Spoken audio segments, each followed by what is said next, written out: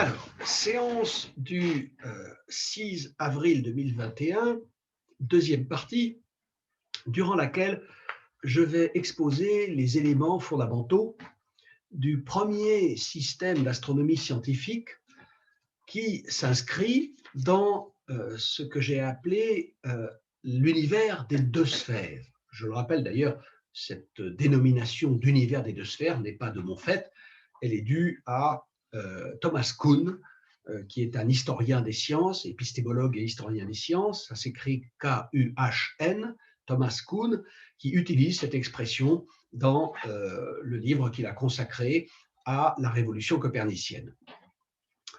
Alors, le premier donc des systèmes à s'inscrire dans ce cadre de l'univers des deux sphères est, je l'avais dit, celui d'Eudoxe, Eudoxe de Cnides. Alors, puisque j'ai, à titre de préalable indispensable, exposé lors de la première moitié de cette séance le principe de la composition des mouvements, de la somme des mouvements, de la possibilité donc de penser un mouvement comme composé à partir de plusieurs mouvements plus simples en eux-mêmes, eh bien, je peux commencer donc à entrer dans ce système d'Eudoxe, qui est en général désigné par l'expression de système des sphères homocentriques, ce qui veut dire des sphères qui ont le même centre. Les deux sphères, du reste, des étoiles fixes d'une part et de la Terre, sont déjà de toute façon des sphères homocentriques qui ont le même centre. Alors, détaillons les éléments de ce système d'Eudoxe. Pour les étoiles, les choses sont très simples.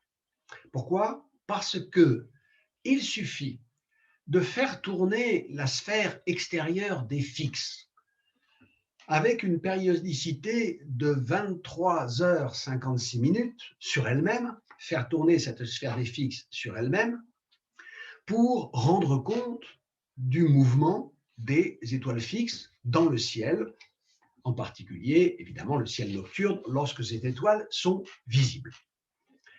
Il suffit donc de faire tourner cette sphère des fixes autour d'un axe, selon un axe qui traverse de part en part l'univers tout entier, et donc la Terre elle-même, et qui passe, bien entendu, par le centre de la Terre. Alors, il faut bien comprendre que par cet axe du monde, autour duquel tourne la sphère ultime de ce monde, la sphère des fixes, par cet axe du monde se trouve défini pour la Terre elle-même un axe polaire nord-sud. Mais ce qu'il importe au plus haut point de comprendre, c'est que l'axe polaire nord-sud de la Terre n'appartient pas en tant que tel à la Terre. Il n'est pas défini relativement à la Terre. La Terre n'a en elle-même aucun axe nord-sud, elle n'a pas le pôle nord et elle n'a pas de pôle sud, en dehors de la considération de ce fait que tourne autour d'elle une sphère des fixes, que cette sphère des fixes tourne autour d'un axe et que cet axe passant par la Terre elle-même, c'est lui, l'axe principal de la sphère ultime de l'univers, qui définit le pôle terrestre. Évidemment, pour nous, aujourd'hui, qui savons que la Terre tourne sur elle-même, l'axe nord-sud, l'axe par rapport auquel se trouvent définis les pôles, c'est un axe qui est propre, qui est inhérent, on va dire, à la sphère terrestre elle-même. Et donc, l'axe nord-sud est, pour nous, dans un système dans lequel la Terre tourne sur elle-même, l'axe nord-sud est défini relativement à la Terre, mais pas dans le système des deux sphères, puisque la Terre elle-même n'ayant pas de mouvement, on ne peut pas définir par rapport à elle d'axe quelconque. Alors, la sphère des fixes, donc, qui est une sorte d'enveloppe ultime de l'univers, effectue un tour complet sur elle-même en 23h56.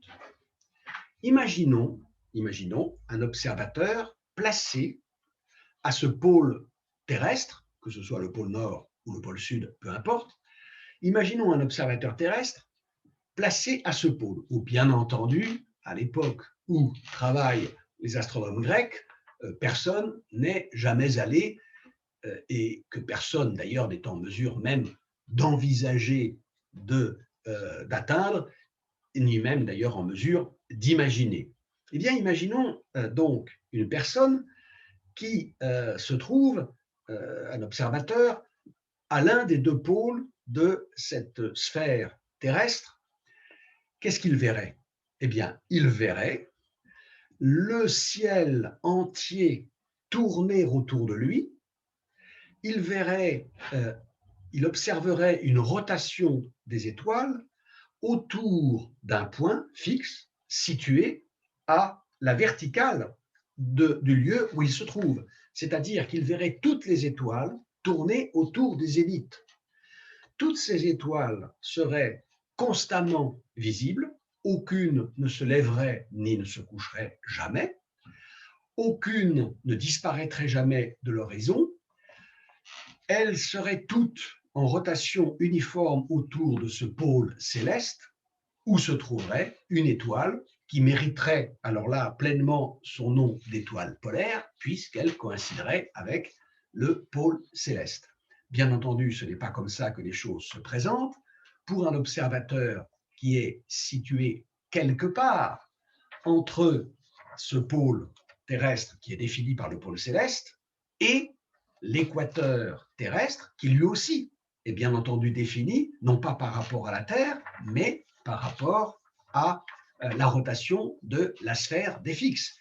Il y a deux pôles nord et sud de rotation de la sphère des fixes. Il y a un équateur céleste qui projette sur la Terre un plan qui coupe la sphère terrestre en deux hémisphères qui sont séparés par l'équateur terrestre qui lui aussi est dans la dépendance complète de l'équateur céleste.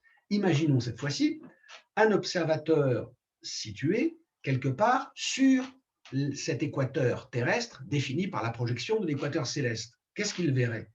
Eh bien, il verrait d'une certaine façon, on pourrait dire le contraire de ce que voit un observateur situé au pôle.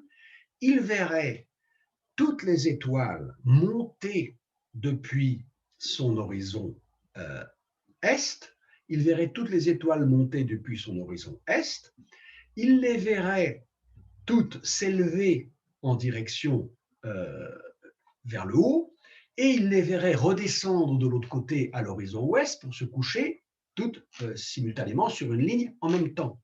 Cette fois-ci, plus aucune étoile ne serait en permanence visible, toutes auraient un lever, toutes auraient un coucher. Alors, évidemment, entre ces deux positions de l'observateur situé à l'un des pôles, de l'observateur situé sur l'équateur terrestre, entre ces deux positions, toutes les variations sont possibles, consécutives, bien entendu, à la variation de sa position sur la sphère terrestre. La différence entre l'observateur situé à l'équateur et l'observateur situé à l'un des deux pôles, c'est que l'observateur situé à l'équateur verrait potentiellement toutes les étoiles de toute la sphère des fixes, sans les voir jamais bien sûr tout en même temps. Quant à l'observateur situé au pôle Nord et l'observateur situé au pôle Sud, ils ne verraient jamais chacun des deux que la moitié des étoiles, mais ils les verraient en revanche toutes simultanément. Alors, une fois le sort réglé pour les étoiles fixes, et là, je répète, il n'y a aucune difficulté particulière. Une fois la question des étoiles fixes réglée, au moyen d'une simple rotation de la sphère des fixes dans son ensemble, alors il faut disposer et il faut faire se mouvoir tous les autres astres, le Soleil, la Lune et les 5 planètes, Soleil, Lune et planètes, qui doivent se trouver quelque part dans l'espace interstitiel entre la sphère terrestre au centre et la sphère des fixes à la périphérie. à l'époque des Grecs, on ne conçoit pas qu'un objet matériel, qu'un corps puisse se mouvoir si une cause ne détermine pas son mouvement. Si une cause agissante n'a pas d'une part présidé au commencement de ce mouvement, s'il n'y a pas une cause initiale à ce mouvement, et d'autre part, on ne conçoit pas davantage qu'un mouvement puisse continuer sans qu'une cause travaille en permanence à maintenir ce mouvement.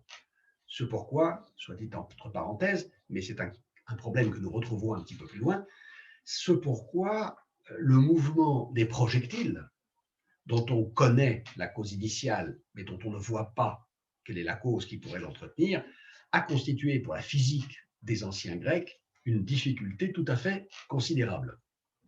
Une difficulté considérable qu'il a été à ce point ardu de traiter et impossible de résoudre que cette difficulté figure parmi celles qui vont déterminer une révolution complète, un bouleversement total de la physique à l'époque moderne. Je ferme cette parenthèse. Je disais donc qu'on ne conçoit pas à l'époque des Grecs qu'un mouvement puisse se produire sans qu'une cause l'ait déterminé à commencer et sans qu'une cause le détermine à se poursuivre.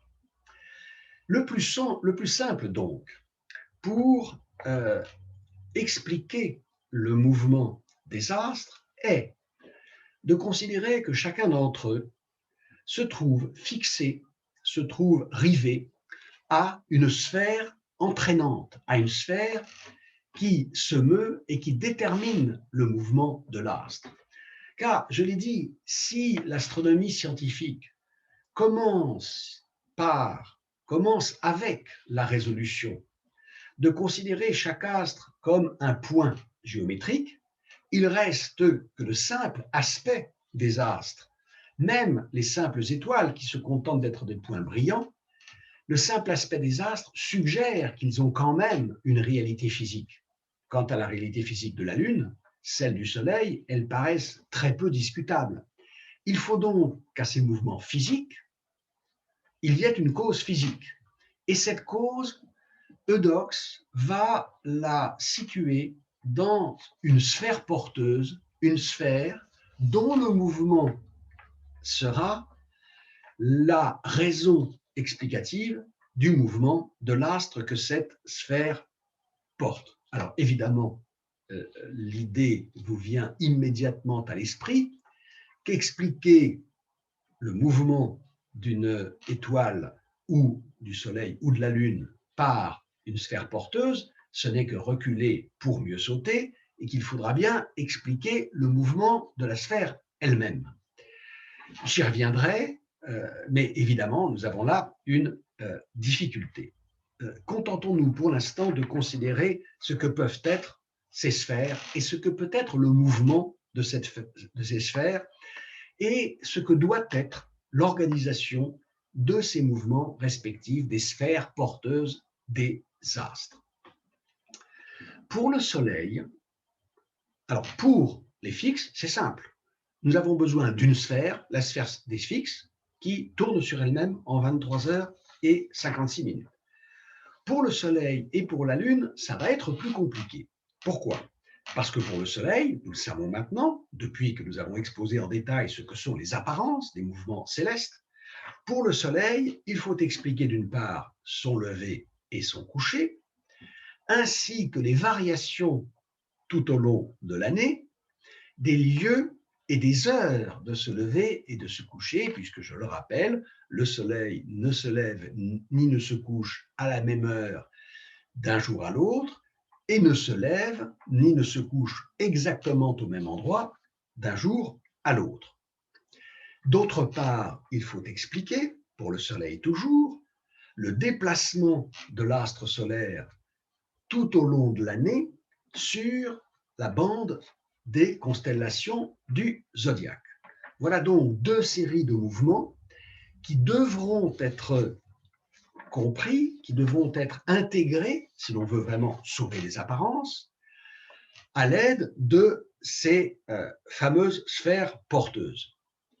Pour les planètes, c'est encore plus compliqué, parce que pour les planètes, nous avons non seulement les heures et les lieux de lever et de coucher pour chacune de ces planètes, nous avons le déplacement de la planète le long de la bande zodiacale, déplacement dont il ne faut pas oublier qu'il comporte les fameuses rétrogradations, c'est-à-dire ces périodes durant lesquelles le mouvement de la planète ralentit, a l'air de s'arrêter, la planète revient en arrière dans la constellation de l'écliptique où elle se trouve, puis effectue le même mouvement en sens inverse, elle ralentit, elle s'arrête, ou plutôt semble s'arrêter, et à peine s'est-elle arrêtée ou en a-t-elle donné l'impression qu'elle repart dans la direction initiale, ce qu'on appelle les boucles de rétrogradation, qui créent une contrainte à l'explication qui va évidemment être assez ardue. Qu'est-ce qu'il va falloir faire alors? Eh bien, il va être nécessaire d'affecter à chacun de ces astres, le Soleil, la Lune, puis les planètes, d'affecter à chacun de ces astres, non pas une sphère porteuse, comme la sphère des fixes, mais plusieurs sphères. Alors, comment va-t-on s'y prendre? Eh bien, voici. D'abord, on fixe un astre sur l'équateur d'une sphère qu'on fait tourner autour de son axe propre, qui n'est pas nécessairement l'axe du monde, l'axe nord-sud de la sphère des fixes en rotation sur elle-même qui définit l'axe nord-sud de la Terre. On fait tourner donc la sphère qui porte chacun des astres dont on veut expliquer le mouvement, on la fait tourner autour d'un axe qui a ces deux pôles, mais qui ne coïncide pas nécessairement avec les pôles de l'axe du monde. Seulement le problème, c'est que ni pour le Soleil, ni pour la Lune, ni pour aucune des planètes, on ne peut rendre compte du mouvement qu'on observe en dotant chacun des astres d'une seule sphère. Ça, vous pouvez aisément le comprendre.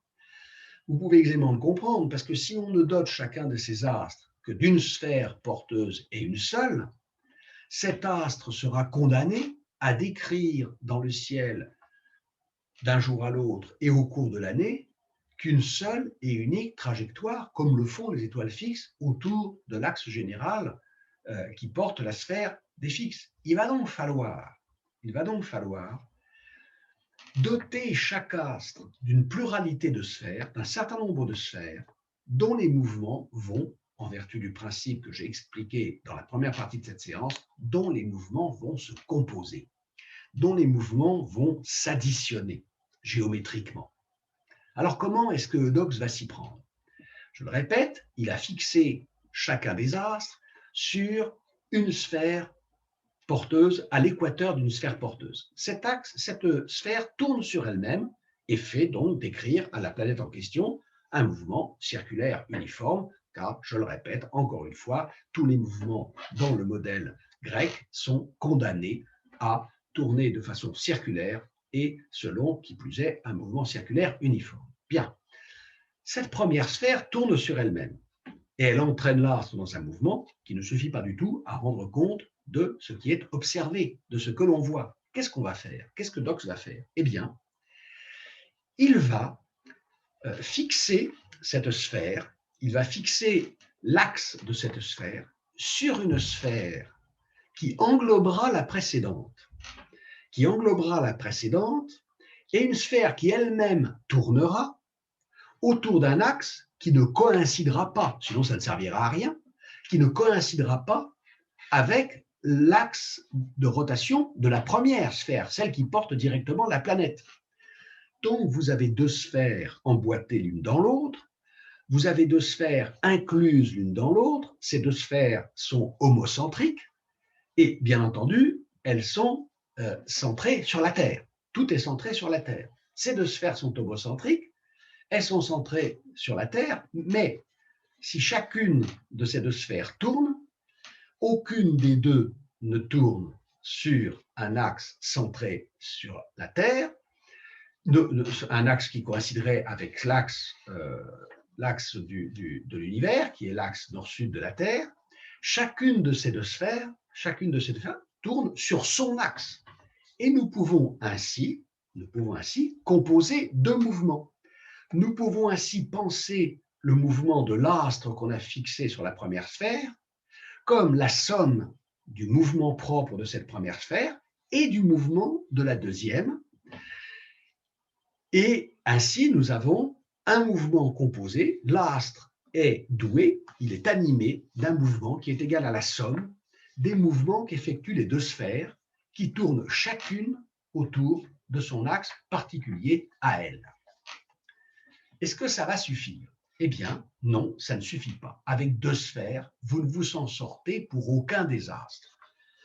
Mais on peut ajouter autant de sphères qu'on veut. Alors ici, je reconnais que peut-être une illustration, et vous trouverez de telles illustrations sur Internet, je vous invite à aller chercher, vous tapez sur un moteur de recherche, sphères homocentriques, Eudox, et vous allez trouver des croquis. Mais vous allez vous apercevoir que les croquis ne sont pas nécessairement plus clairs, ils ne sont même pas du tout plus clairs que ne le sont des explications que vous pouvez comprendre sans l'aide d'un schéma. Parce que ces sphères homocentriques, il est absolument impossible de les figurer sur un schéma, sur un graphique. Il est impossible d'en donner une représentation concrète de ces sphères homocentriques. Mais vous pouvez comprendre ce que signifie l'idée d'une planète fixée à l'équateur d'une sphère tournant sur elle-même autour d'un axe nord-sud, cette sphère étant emboîtée, englobée dans une sphère de volume supérieur qui a le même centre que la précédente, qui est le centre de la Terre, mais qui tourne, elle, autour d'un axe différent. Ces axes présentent entre eux un certain angle. Et vous pouvez vous représenter cette seconde sphère englobée à son tour dans une sphère de dimension plus vaste, qui elle-même tourne autour d'un troisième axe différent des deux précédents. Et c'est ainsi que vous avez une composition de trois mouvements. Eh bien, Eudox va montrer, par des calculs dont je vous laisse imaginer qu'ils sont déjà d'une certaine complexité, Eudox va montrer qu'avec trois sphères, on s'en tire très correctement pour le Soleil et pour la Lune. Il faut, pour le Soleil et pour la Lune, trois sphères pour rendre compte de chacun des mouvements de ces astres. Mais pour les planètes, cela ne suffit pas. Pour les planètes, il va falloir quatre sphères. Avec quatre sphères dont les mouvements différents pour chacune se composent, on obtient une somme de ces quatre mouvements qui correspond de façon assez satisfaisante. Je dis bien assez satisfaisante, car en vérité, ça ne suffira jamais tout à fait, jamais parfaitement, mais avec quatre sphères, on obtient un résultat très correct pour les planètes visibles depuis la Terre, c'est-à-dire, je le répète, à l'époque des Grecs, Mercure, Vénus, Mars, Jupiter et Saturne. Voilà donc où nous en sommes, au point de vue strictement géométrique, avec le système d'Eudox. Ce système d'Eudox nous permet de rendre compte de façon plausible, satisfaisante, de tous les phénomènes astronomiques observables, de façon en particulier à effectuer un certain nombre de prédictions qui se trouveront vérifiées avec un niveau d'approximation tout à fait suffisant, tout à fait satisfaisant, de choses comme les éclipses. À l'aide de ce schéma, on arrive à effectuer certaines prédictions. Alors, j'ai fait jusqu'à présent ce qui me paraissait, disons, nécessaire pour rendre compréhensible le schéma géométrique du système d'Eudox. Alors, ce qu'il est difficile de savoir, c'est si Eudox considérait ce schéma des sphères homocentriques comme n'ayant de signification que géométrique, ou si il avait la conviction qu'à chacune de ces sphères porteuses de l'astre en question correspondait une réalité physique. Logiquement, ça devrait être le cas. Ça devrait être le cas parce que, comme je l'ai dit, un grec ne conçoit pas qu'un mouvement d'un corps physique puisse s'accomplir sans que ce mouvement soit soutenu par une cause physique. Mais il est possible que Eudoxe ne se soit guère préoccupé de ce problème. C'est même d'ailleurs à peu près certain, parce que dans les écrits qui nous sont restés d'Eudoxe ou dans les témoignages que nous avons sur son œuvre, on ne trouve pas grand-chose, ni même quasiment rien, qui concerne les causes physiques de ces mouvements. Mais il n'empêche que va se poser à propos de ce système géométrique d'Eudoxe un problème physique, un problème de nature physique. Et je viens à ce problème, ce sera le point 4.3.3.3, 4.3.3, il faut bien poser le problème physique, car nous ne pouvons pas tout à fait nous contenter de faire comme si Eudoxe, en imaginant ce système des sphères homocentriques, n'avait eu en vue que de résoudre un problème géométrique.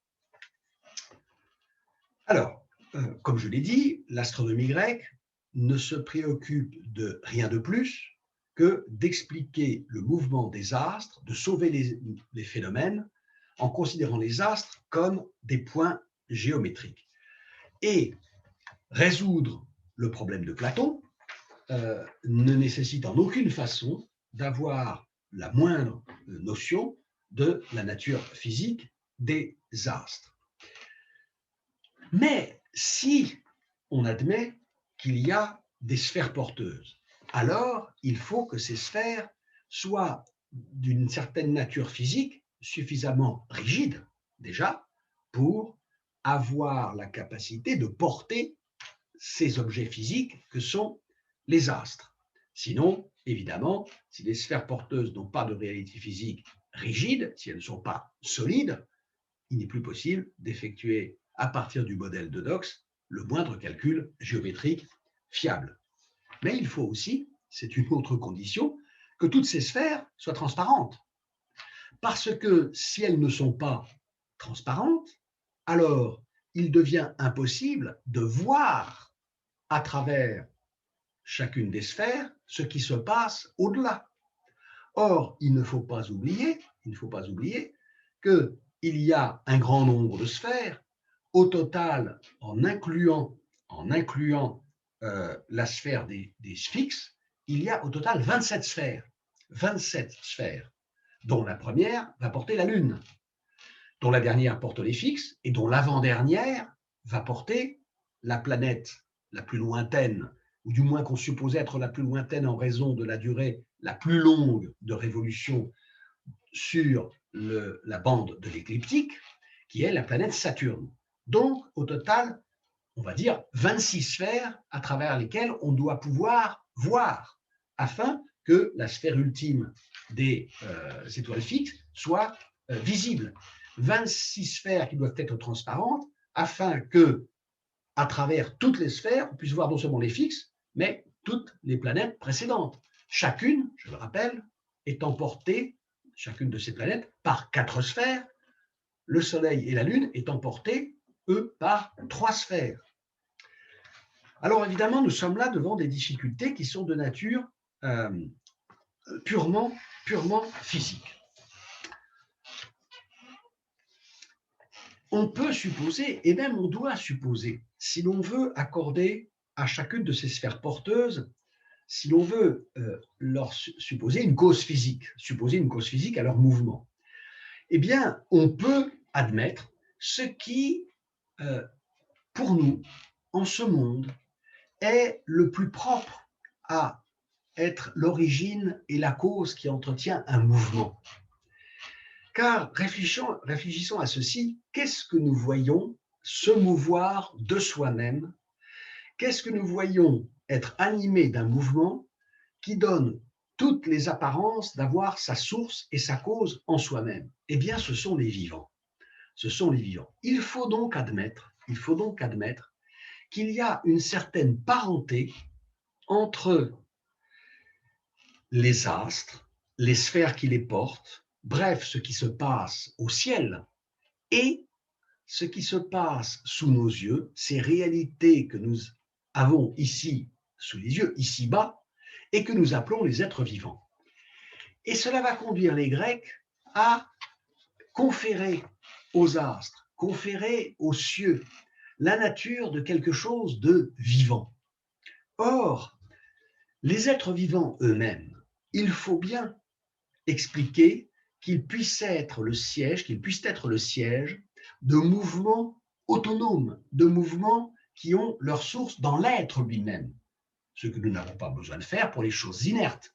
Nous savons, par exemple, qu'une pierre, nous savons que un morceau de bois, un arbre qu'on a coupé, et qui par conséquent n'est plus vraiment vivant, ne vont pas se déplacer d'eux-mêmes, ils ne vont pas se mettre en mouvement d'eux-mêmes. Et surtout, ils ne vont pas être capables, les êtres inertes ne vont pas être capables de mouvements présentant la moindre régularité, de mouvements présentant la particularité, par exemple, d'être orienté et d'avoir un sens, ce qui est le cas des vivants. Un être vivant se meut, et il se meut d'un mouvement orienté, d'un mouvement qui a un sens aux deux acceptions du mot sens, à savoir une signification et une orientation. Le mouvement du prédateur qui poursuit la proie, le mouvement de la proie qui échappe, qui tente d'échapper au prédateur, ont un sens. Le prédateur veut attraper la proie veut échapper au prédateur. De la même façon que les mouvements auxquels on assiste dans, par exemple, la parade nuptiale des animaux, qui sont des mouvements doués de sens. De même qu'est doué de sens le mouvement de l'animal qui se dirige vers de la nourriture, qui se rend vers un lieu où il peut, par exemple, boire, s'abreuver.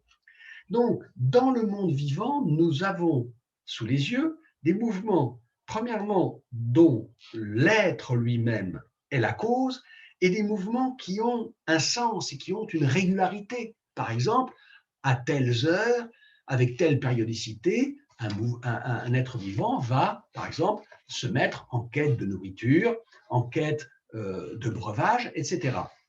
Selon l'heure, il va, par exemple, se déplacer vers l'endroit où il dort, vers l'endroit où il chasse, etc.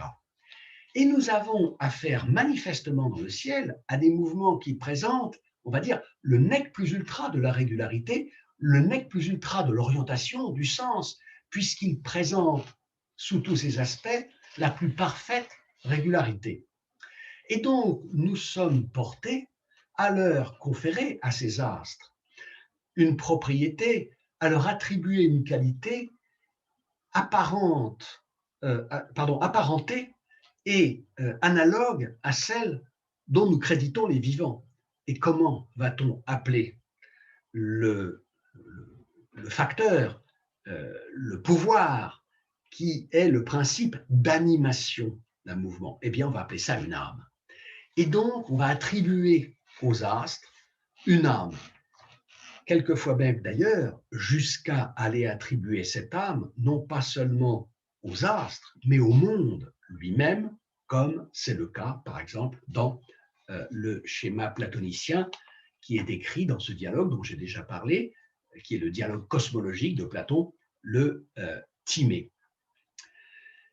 Et c'est ainsi que se trouve établie une parenté entre le monde des astres et le monde des vivants, et en particulier le monde des humains, qui eux aussi, bien entendu, puisqu'ils sont le siège de mouvements autonomes et de mouvements qui ont un sens et une régularité, et donc qui sont évidemment au plus haut point doués d'une âme, et même probablement d'une âme, on va dire, plus perfectionnée, d'une âme d'un niveau plus élevé que celle que possèdent les vivants animaux ou les vivants végétaux, parce qu'un végétal a bien un certain mouvement qui a un sens, il pousse, il s'élève vers le haut. Un mouvement animal habite aussi, un mouvement qui a un sens habite aussi l'animal, il croît au cours de son existence et il se déplace, ce que ne fait pas le végétal. Quant à l'homme, lui, non seulement il croît au cours de son existence, non seulement il se déplace, comme le végétal, comme l'animal, mais qui plus est, il pense, il raisonne. Et il est très tentant d'attribuer aux astres, en raison même de la régularité mathématique de leur déplacement, une âme semblable à celle des humains. Et puisqu'il faut supposer aux astres une certaine substance, une certaine qualité matérielle, on va leur conférer la qualité matérielle et le type de substance le plus propre à être, je vais dire, possédé par des êtres, par des objets, ces objets que sont les astres, le plus propre à expliquer des mouvements aussi réguliers, aussi mathématiques, aussi beaux, et des mouvements qui soient aussi, je dirais, docilement soumis au commandement de l'âme. Parce que même pour nous humains, qui pouvons nous considérer comme doués du niveau, du degré le plus perfectionné d'âme, nous voyons bien que la matérialité, la masse, la pesanteur de notre corps fait obstacle à l'exercice, à la mise en œuvre des mouvements que nous souhaiterions idéalement adopter. Nous ne pouvons pas exactement mouvoir notre corps comme nous voulons parce qu'il a un certain caractère d'inertie qui freine ces mouvements et qui crée un empêchement d'ordre à la fois qualitatif et quantitatif. Ce pourquoi on va supposer aux astres une substance, une nature telle que ces astres puissent être le plus docilement possible, le plus parfaitement conduits par leurs âmes. Et on ne va pas leur supposer une substance comparable à celle dont sont faits les corps terrestres, qui, pour les anciens, sont constitués des 4 éléments que sont la terre, l'eau, l'air et le feu. On va les supposer constitués d'une matière plus docile que la terre et plus sage que le feu, dont nous savons qu'il fait un petit peu n'importe quoi. Quand nous voyons la flamme, nous n'avons l'idée d'aucune espèce d'ordre ou de régularité. Et donc, on va les supposer fait de cet élément particulier, de cette substance particulière, qui est un 5e élément, le 5e élément, une 5e essence, la quintessence, et on va appeler ça l'éther, en grec aïter. Alors c'est un terme dont l'étymologie est controversée, mais donc je ne m'attarde pas sur cette question, bien qu'il y ait des hypothèses intéressantes, puisque Platon rattache cette étymologie du mot aïter, qu'on traduit par éther, précisément au mouvement, quelque chose qui serait toujours en mouvement, qui courrait toujours. Mais je laisse cela parce que c'est très incertain. Eh bien, les corps célestes sont faits de cette substance particulière qu'est l'éther, qui les rend particulièrement aptes à recevoir le mouvement que leur impriment leurs âmes, ces âmes qui expliquent, qui rendent compte du fait que ces corps, qui doivent bien avoir une certaine matérialité physique, que ces corps adoptent des mouvements aussi réguliers, aussi majestueux, aussi beaux. Et c'est ce qui fera que sur le tombeau des guerriers morts en 432, à la bataille de Potidée, c'est une bataille à laquelle d'ailleurs Socrate avait participé et durant laquelle il avait montré un comportement particulièrement valeureux, courageux, eh bien sur le tombeau des guerriers morts en 432 à la bataille de Potidée, on aurait gravé, paraît-il, mais ce tombeau, nous ne l'avons plus, la formule suivante: l'éther a reçu leurs âmes et la terre leur corps. L'éther a reçu leurs âmes et la terre leur corps. Et ainsi se trouve attesté, si vous voulez, pour les Grecs, la puissance de cette idée qu'ils avaient de la parenté de l'humain aux astres par l'intermédiaire des âmes. Il fallait pour eux que tout cela fût animé au sens étymologique par, c'est ainsi que se traduit le mot latin anima, par des âmes. Les humains ont une âme, comme tous les vivants. Les astres ont une âme, et c'est cette âme qui est le principe de leur animation, de leur mouvement. Il y aura très peu, peut-être même d'ailleurs aucune conception du monde chez les Grecs qui dispense tout à fait les êtres qui sont doués de mouvement de l'être en vertu d'une âme. Il n'y en a qu'une conception. En fait, il y en a une qui résiste à cette idée qu'il faille absolument une âme pour déterminer un mouvement. C'est la conception des anciens atomistes matérialistes que sont Démocrite, Épicure, puis à l'époque romaine, 1er siècle avant Jésus-Christ, Lucrèce. Mais c'est l'exception qui confirme, si vous voulez, cette règle que pour un grec, mouvement veut dire âme. Ce qui fait, si vous voulez, la jonction, le pont entre le monde des humains et le monde des astres. Voilà, je m'arrête ici pour aujourd'hui. La prochaine fois, je réfléchirai d'une façon plus globale et plus générale sur, au fond, la signification d'un modèle d'univers. Et je me poserai la question, ce sera le point 4.3.3.4 pour le 13 avril. Donc, je réfléchirai sur la question, au fond, à quoi sert, à quoi bon un modèle d'univers tel que le modèle des deux sphères, l'univers des deux sphères. À quoi bon un modèle d'univers? À quoi sert une représentation mathématique, scientifique de l'univers comme celle de Dox? Je tirerai donc quelques conclusions générales avant, mais ça ce sera pour après les vacances de Pâques, avant de me plonger dans un séjour assez long, assez détaillé, dans un modèle alors d'univers, mais qui ne sera pas vraiment un modèle scientifique d'astronomie, mais plutôt un modèle général, universel, à la fois astronomique, certes, mais aussi physique, humain et même métaphysique, le système du monde et la représentation de l'univers chez Aristote. Ça, ce sera pour après les vacances de Pâques. Voilà. Donc, je vous dis à la prochaine fois pour la question à quoi sert un modèle d'univers. Voilà, je vous remercie et à la semaine prochaine.